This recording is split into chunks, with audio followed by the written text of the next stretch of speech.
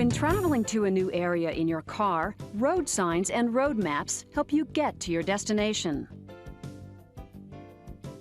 In the same manner, aeronautical charts guide you in the air when you leave your local area.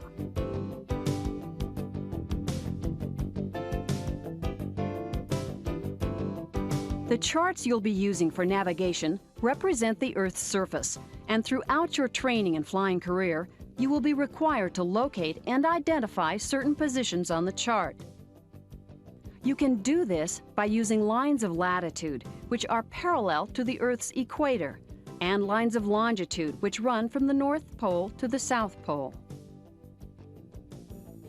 Using the equator as a starting point, we can plot lines of latitude north and south from 0 degrees at the equator to 90 degrees at the poles. By international agreement, the starting point, or 0 degrees longitude, runs through Greenwich, England. The 0 degree line is called the prime meridian. All other lines of longitude are plotted in degrees east and west through 180 degrees. Each degree of latitude is divided into 60 equal segments called minutes, and each tick mark represents 1 minute. Degrees of longitude are also marked in the same way. By using these degrees and minutes, you can identify a position anywhere on the chart. For example, if you were located at the Mentone Airport, you could determine its coordinates by first locating the nearest latitude line, which is 41 degrees. Then count the number of minutes up from 41. In this case, it is 9 minutes. Since latitude increases as you go north in the northern hemisphere, you must add the 9 minutes to 41 degrees. You can also do the same for longitude. Since longitude increases as you go west in the United States, you must add about 4 minutes to 86 degrees. Your geographic coordinates are 41 degrees, 9 minutes north latitude, and 86 degrees, 4 minutes west longitude. Notice that the latitude is always given first when stating coordinates. In addition, you can use minutes of latitude to measure distance. Each minute is equal to 1 nautical mile. For example, to measure the distance between Mentone Airport and Fulton County Airport at Rochester, you can use the latitude lines.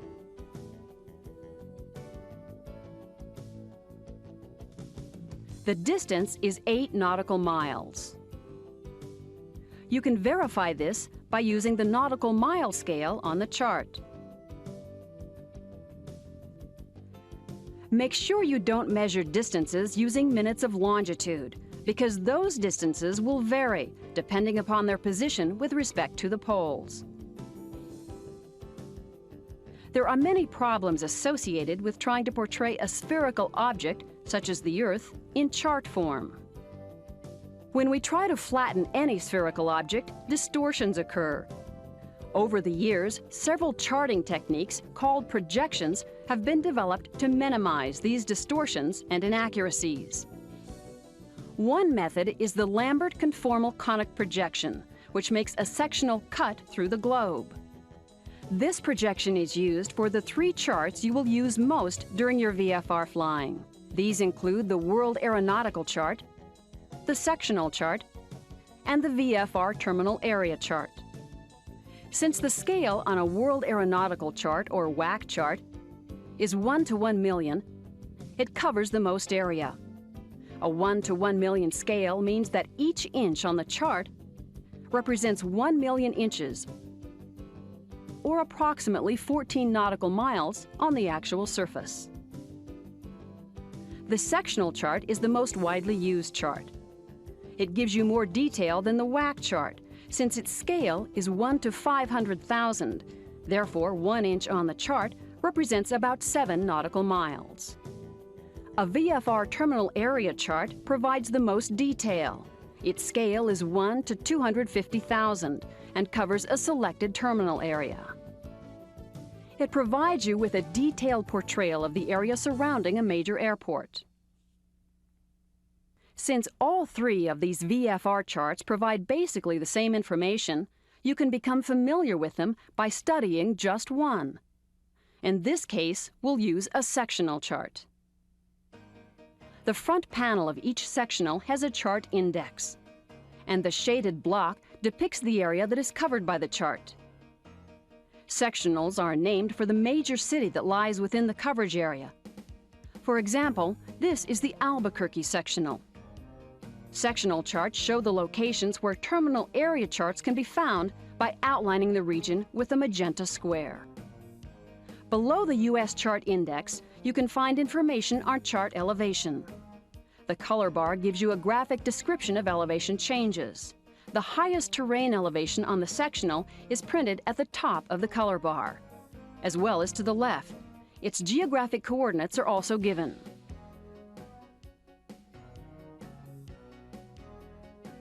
Within each area enclosed by lines of latitude and longitude is a distinct number showing the maximum elevation figure, or MEF, in thousands and hundreds of feet. In this case, the 60 represents 6,000 feet. The MEF is the highest known feature in each quadrangle, including terrain and obstructions. An explanation of the MEF is usually found on or near the front panel.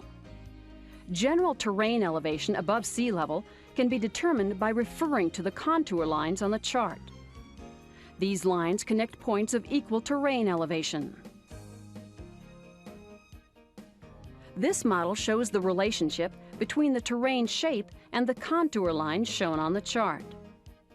From a side view, you can see that the lines parallel the base at regular intervals.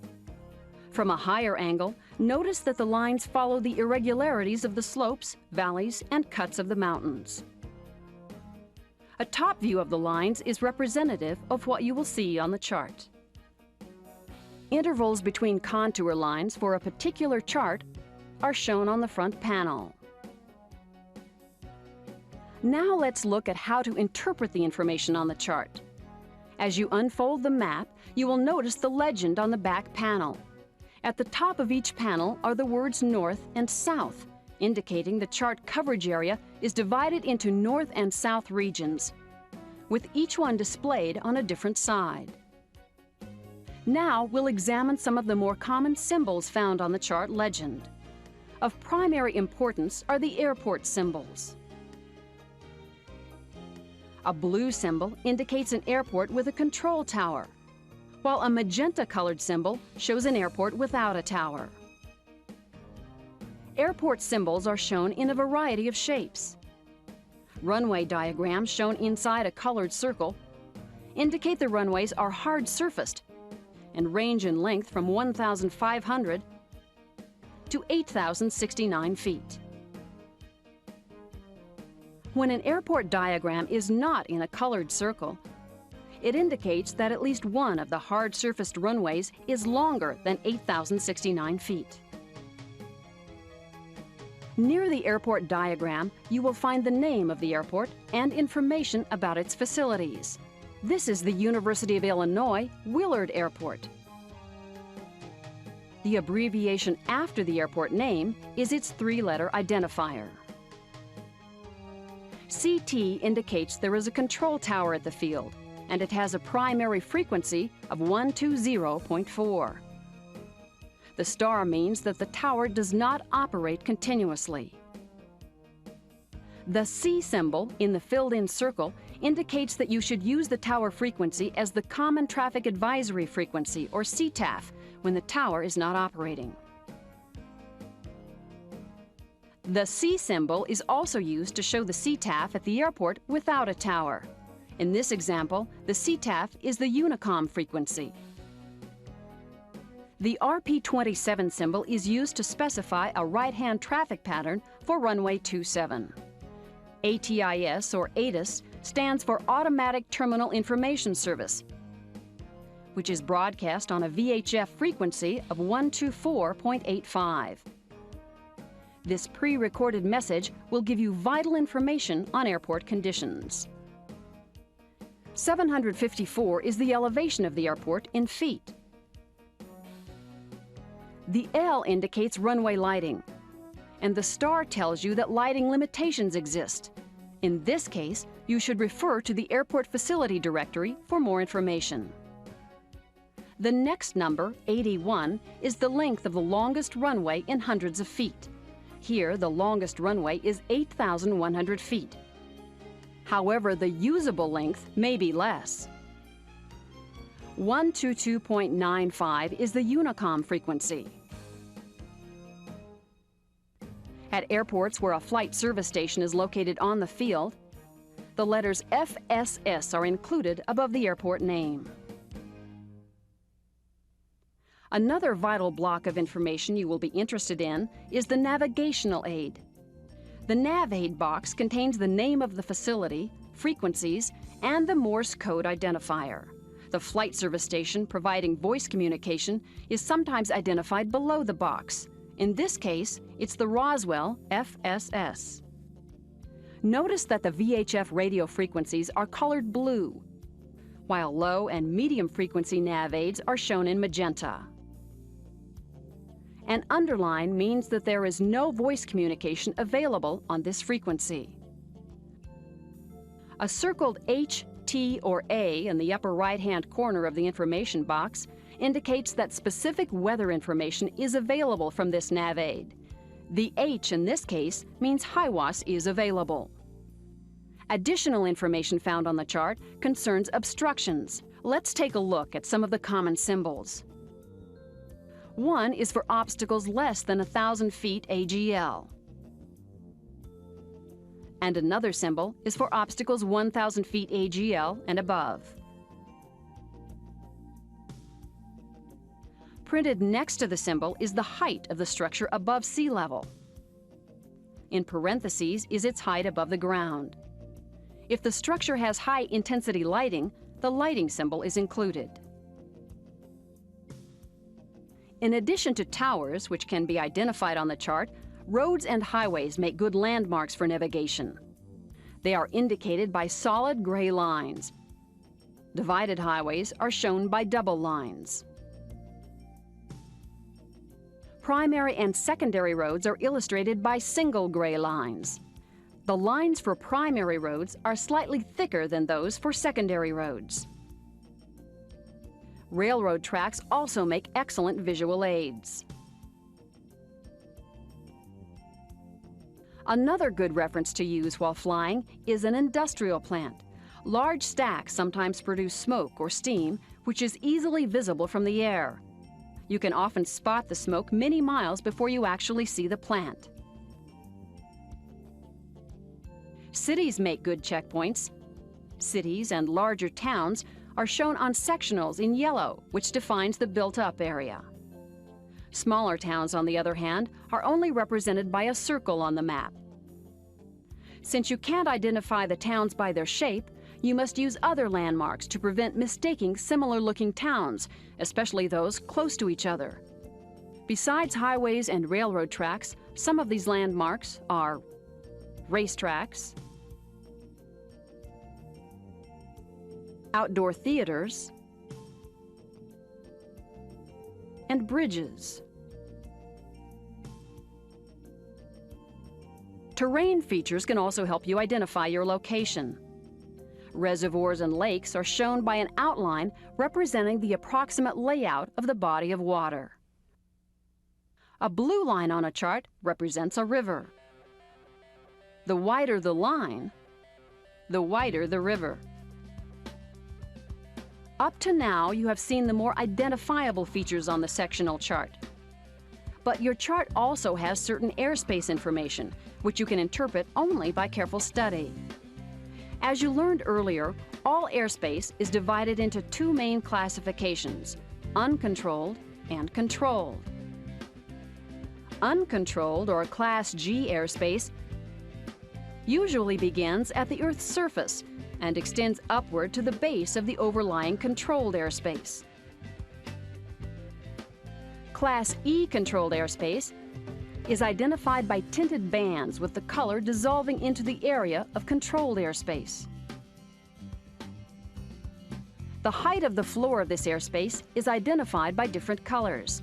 A blue tinted band indicates the floor begins at 1,200 feet above the surface. A magenta tinted band indicates the floor starts at 700 feet above the surface.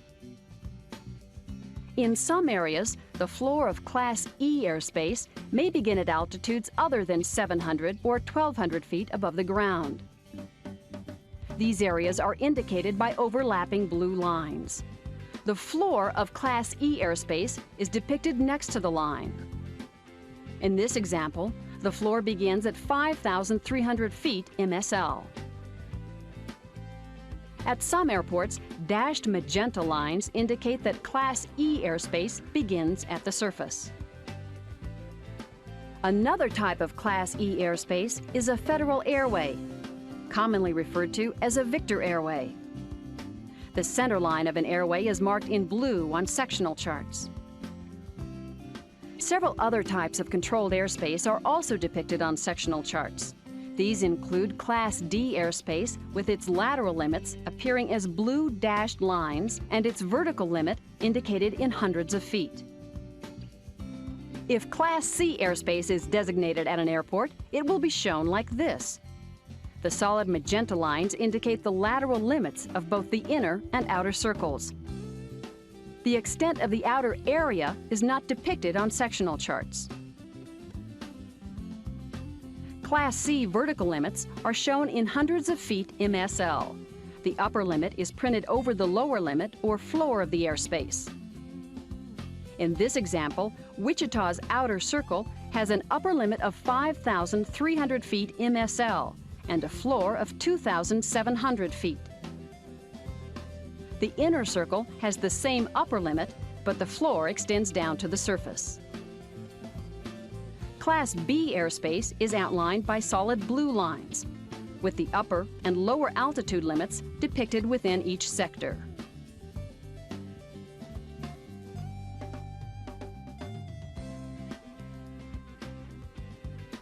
Class B airspace is also shown on VFR terminal area charts. The area covered is indicated on sectional charts by a wide blue line. If fixed-wing special VFR operations are prohibited, the term No SVFR will be included directly above the primary airport's information block. Other types of airspace you will find displayed on the chart are prohibited areas, restricted areas, military operations areas, and warning areas. In this discussion, we've talked about the major features of aeronautical charts. To get additional information, you will need to review the manual and the chart legend. Aeronautical charts are the basis for all air navigation. The time spent becoming familiar with them will be well worth your effort. The ability to quickly find chart information reduces your workload in the air, allowing you more time to devote to your flying.